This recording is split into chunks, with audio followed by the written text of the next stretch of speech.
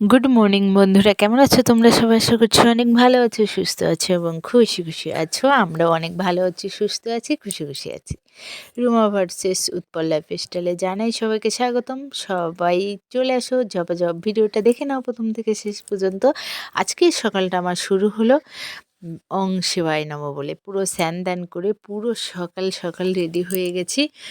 এখন রান্না শুরু করে দেবো সকাল সকাল, কারণ কালকে ছিল একাদশী। আমরা কিন্তু একাদশী ধরো আজকে সারাদিন সারা রাত কোনো ভাত, কোনো মানে পঞ্চশস্যের ভিতরে কোনো কিছু খাবো না।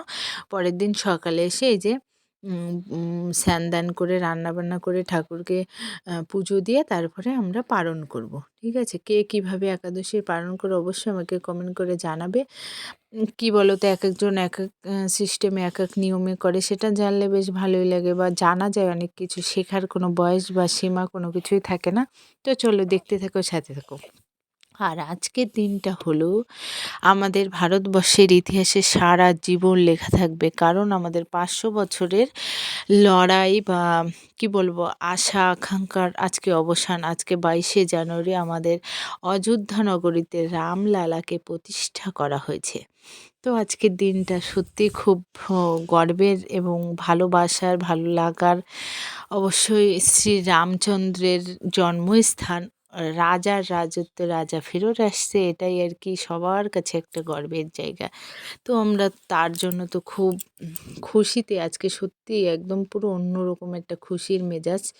তো ওখানে আমি কাঠেও রান্না করছি, গ্যাসেও রান্না করছি, ঝপাঝপ যেহেতু করতে হবে। আর শীতের সময় বোঝোই যে সকাল সকাল উঠেও তারপরেও হয় না। এই দেখো এখানে সোয়েটারটা পরে নিয়েছি, কী করব, রান্না করছি সেটাই একটু তোমাদের দেখিয়ে দিলাম যে আমি পুরো সেজে গুজে চলে আসছি। ওই যে কাকিমা, আমার এই কাকি শাশুড়ির বাড়ি কিন্তু আমরা যে গেছিলাম না মধ্যপ্রদেশ, ওখান থেকেই এসেছে।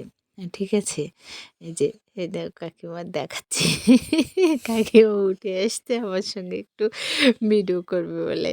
যাই হোক, তো এখানে আমার রান্নাবান্না প্রায় হয়ে গেছে। এবার আমি চলে যাব ঠাকুর ঘরে। ঠাকুরের বাসনপত্র মাজা টাজা অনেক কিছু কাজ আছে, সেখানে গিয়ে ওটা করতে হবে। তার জন্য আমি এখানে বসিয়ে দিয়ে তরকারিতে জল দিয়ে, আর সব রান্না হয়ে গেছে, জল দিয়ে ঢেকে কাকিমারে বলেছি তুমি উনুনের সাইডে বসে বসে একটু দেখতে লাগো, আমি গিয়ে ঠাকুরের গোছাই। তো এখানে এসে দেখি আমার পুত্র সদাই এখনও ওঠেনি, ওঠানোর চেষ্টা করছি। দেখো বিছনাটা কি করেছে।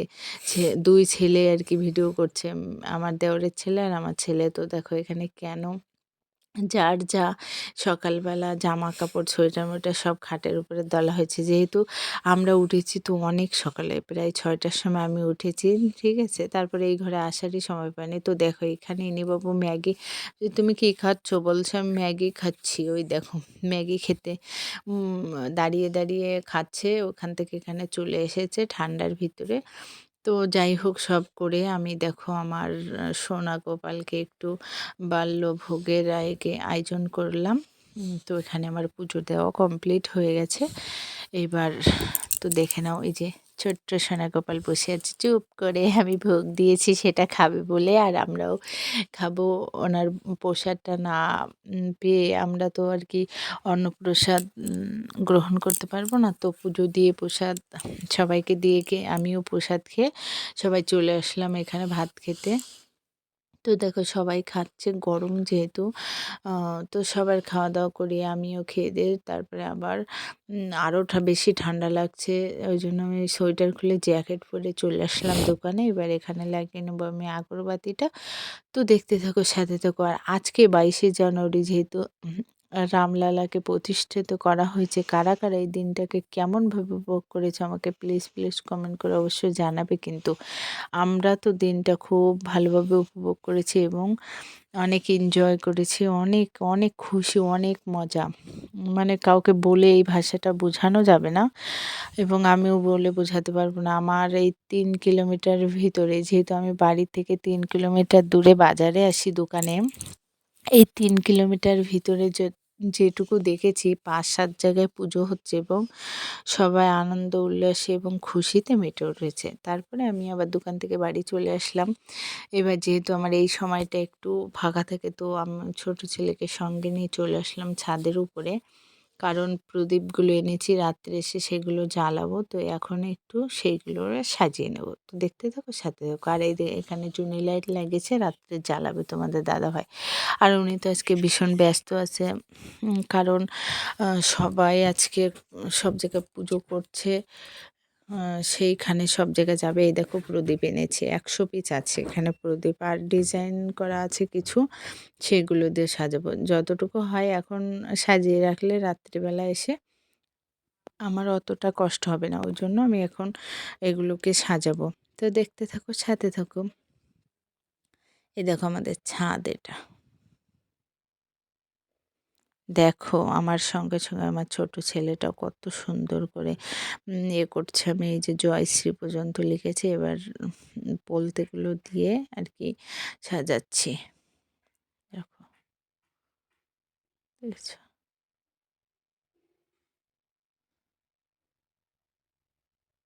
দেখো তোমরা বন্ধুরা, যে ছোট মানুষ সেও কিন্তু মেতে উঠেছে রামের মানে আগমনে। তো কি বলবো, এই দিনটা সত্যি এত, এত খুশির।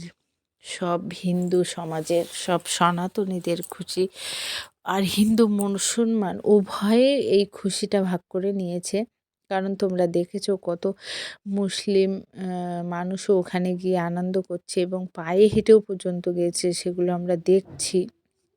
তো এখানে আমার বলার কোনো ভাষা নেই যে ভারতবাসী মেতে উঠেছে আজকে রাম মন্দির প্রতিষ্ঠার জন্য। ভারতবাসী পুরো কি বলবো, সবাই সবাই একসঙ্গে পুরো খুশি।